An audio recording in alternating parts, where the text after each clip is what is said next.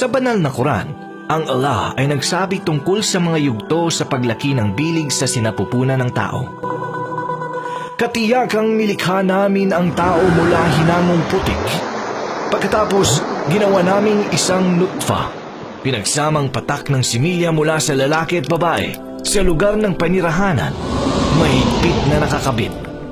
Pagkatapos, ginawa namin ang nutfa na isang alaka, bagay na nakabitin at namuong dugo. Pagkatapos ay ginawa namin ang alaka na maging mudga, tulad sa isang nanguyang sangkap. Quran, chapter 23, verse 12 to 14. Sa literal na kahulugan sa salitang Arabic, ang alaka ay linta, bagay na nakabitin at namuong dugo. Sa paghahambing ng linta sa bilig sa yugto ng alaka, makikita natin ang pagkakatulad ng dalawa. Gayon din ang bilig sa ganitong yugto ay kumukuha ng pagkain mula sa dugo ng ina na katulad ng isang lintang nabubuhay mula sa dugo ng iba. Ang pangalawang kahulugan ng alaka ay bagay na nakabitin. Ang pangatlong kahulugan ng alaka ay namuong dugo. Makikita natin na ang panlabas na anyo ng bilig at ang kanyang ayos sa yugto ng alaka o pagkalinta o namumuong dugo ay katulad nga ng namumuong dugo. Ito ay dahil sa pagkakaroon ng maraming dugo sa bilig sa yugtong ito. Gayon din sa yugtong ito, ang dugo sa bilig ay hindi dumadaloy o kumakalat hanggang sa katapusan ng 3 linggo. Kaya nga ang bilig sa yugtong ito ay natutulad sa namumuong dugo.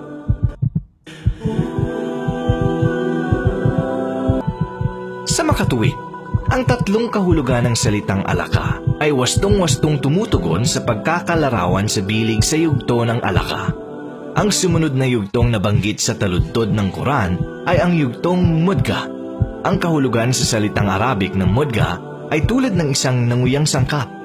Kapag ang isang tao ay kumuha ng isang pirasong chewing gum at nginuya ito sa kanyang bunganga at pagkatapos ay inihambing sa bilig sa yugto ng mudga, maipapalagay natin na ito'y tulad sa isang nanguyang sangkap. Ito ay dahil sa marka sa likod ng bilig bilang tanda na may pagkakapareho sa pinagdadaanan ng ngipin sa isang nanguyang sangkap. Papaanong nalalaman ni Muhammad ang lahat ng ito? May 14 taon na ang nakaraan, samantalang kailan lamang natuklasan ng mga siyentipiko ang mga bagay na ito sa pamamagitan ng mga makabagong kagamitan at mabibisang mikroskopyo na hindi pa noon umiiral sa nasabing panahon.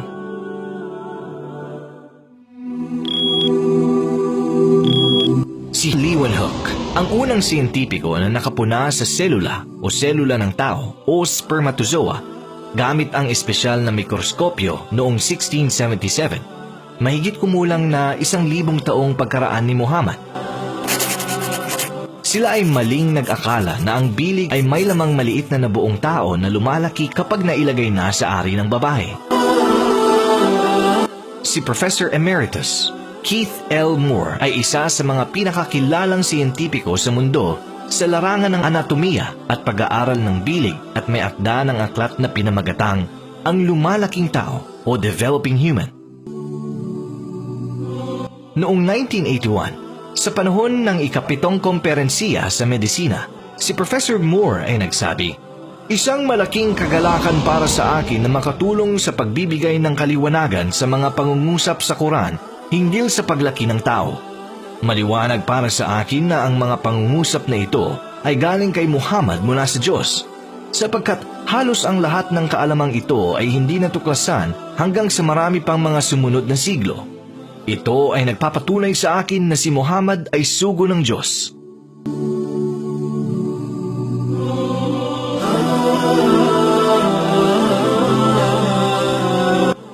Bagamat si Aristotle ay nagtatag ng siyensya sa pag-aaral ng bilig o Science of Embryology mula sa kanyang pag-aaral sa itlog ng manok noong ika-4 na siglo bago isinugo si Hesukristo, hindi siya nakapagbigay ng detalye tungkol sa mga yugto nito.